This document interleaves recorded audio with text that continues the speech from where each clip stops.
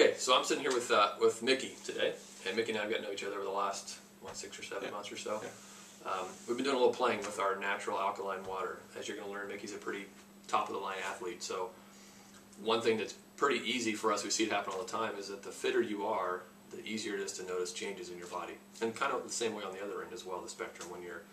When you're worse off and you're ready to make a change, you can see some pretty quick improvements as well. So Mickey's noticed a lot, and he was gracious enough to sit down here today and give us a little feedback. So thanks, Mickey. You bet.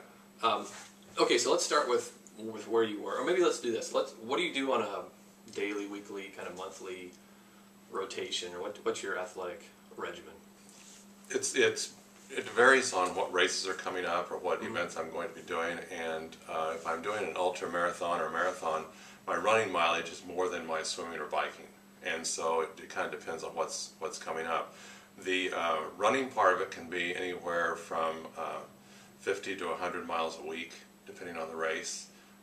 If I'm doing a triathlon or an Ironman competition, it'll be mixed with the running and biking and swimming. So swimming can go up to 6,000 yards at a time, 2 or 3 times a week, and biking between 50 and 70 miles, 2 or 3 times a week. So the mileage really varies on the event. Yeah.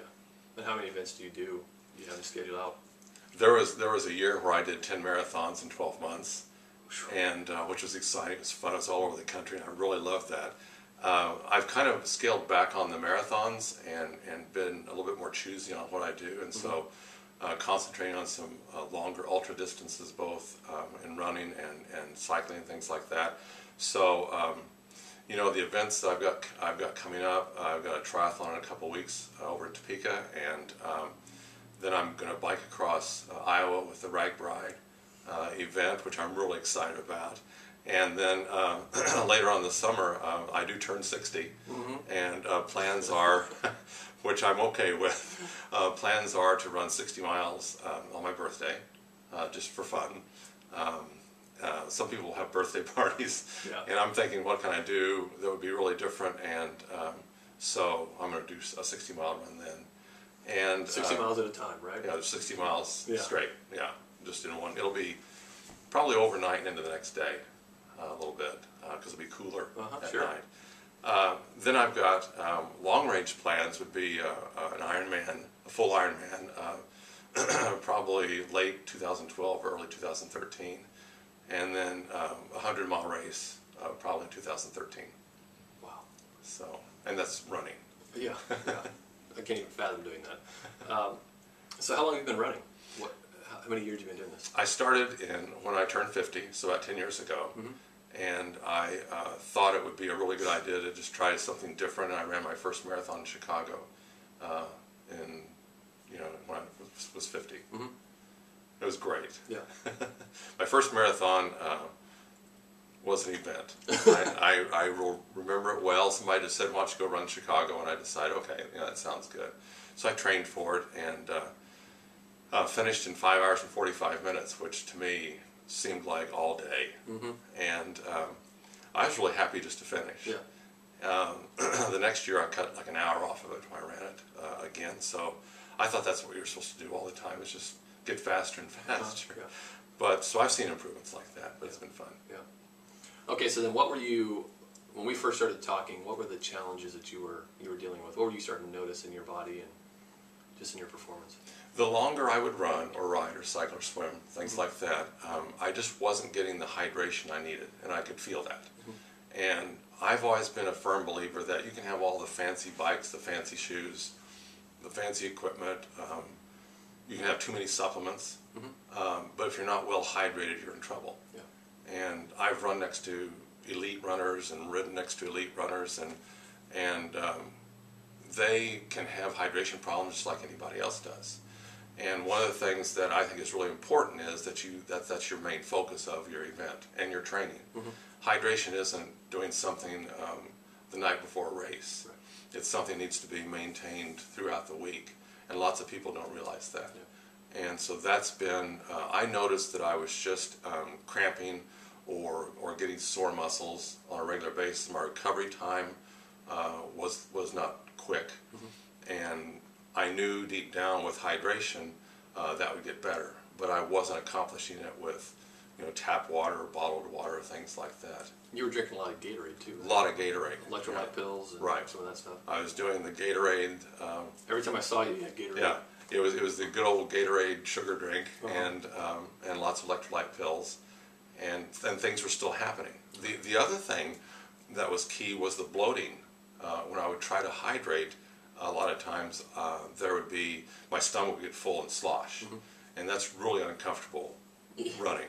And at mile 40. At mile 40. And so that was a big factor that I kept searching for some way, to get rid of that, because a lot of times it's either going to come up or it's going to cramp. Yeah. And when you're running long distances, that's one of the things that you notice. If you see people at the side of the road sitting down on the curb or on the side of the road with cramping, they haven't hydrated well. They can take all the fancy products they want to, like I said, but if they're not hydrated, they're still going to be in trouble. Yeah. Okay. So then the first thing we did was I just gave you a couple of gallons of water and said, see if this helps. You were kind of uncertain, I think, maybe because it was just water. Like, really? But so then what did you notice?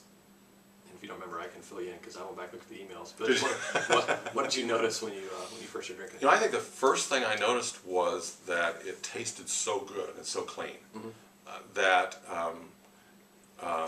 it didn't have that thick. And I know that's kind of strange to say, but it didn't have a thick taste to it, a thick feel to it. Then when it hit the stomach, I didn't feel it. And I know that as I started swimming or biking or running, whatever it was, I could hydrate almost double what I did before, and not even feel it, not having any slosh at all. And then my stomach settled so nicely. That was really, it was an immediate effect. Yeah.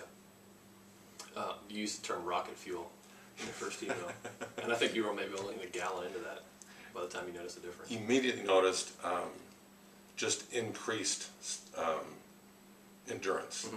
The first thing I noticed was that I felt like it was rocket fuel, that I just all of a sudden had all this energy and no soreness.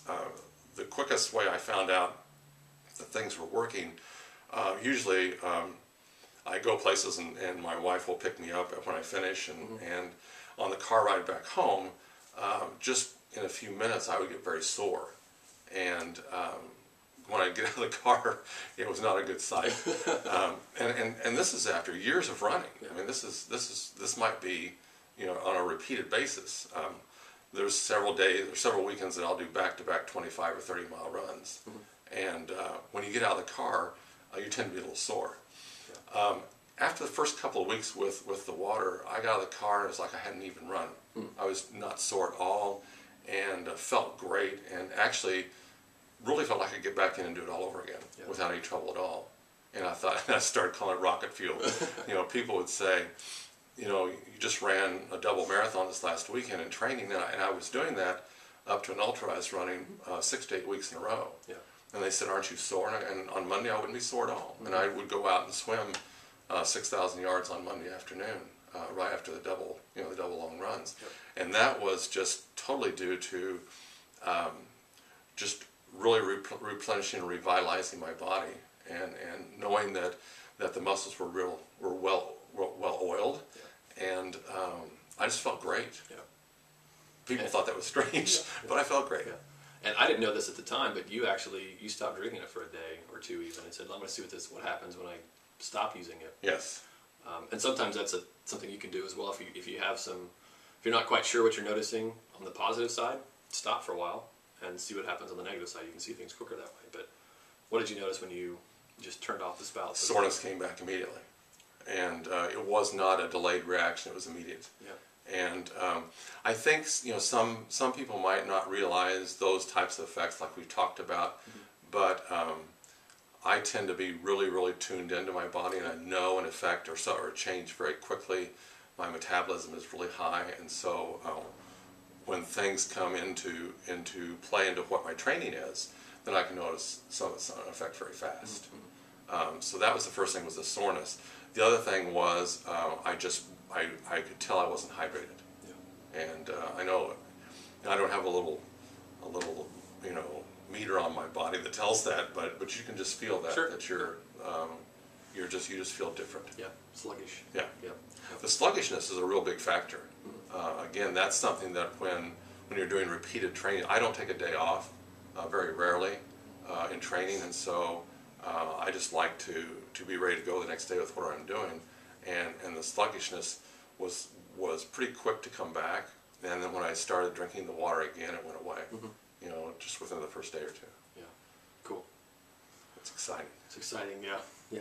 So, I think I don't have to ask you for a summary question. What do you think? You've done a pretty good job. I think you're pretty positive on the water for sure.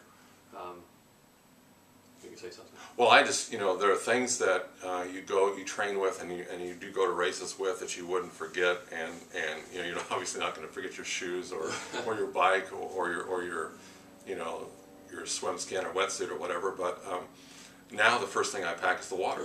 Sure. And that's a real sincere answer to a lot of questions is what's your priority in packing? And the water goes first, then the shoes, or then whatever, because that's I have to have that.